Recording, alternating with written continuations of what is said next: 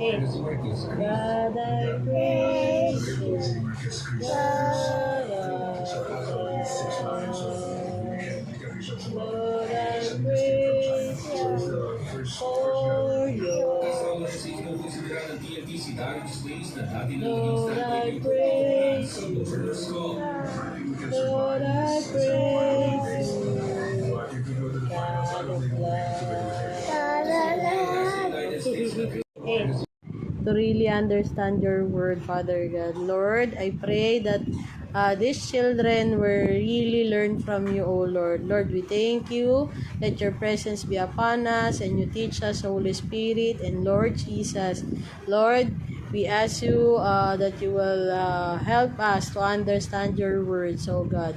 Lord, I thank you that these children, Lord, will really understand your word. And I pray, Father God, that you will make these children the head and not the tail, always on top and never at the bottom. Oh Lord, we thank you.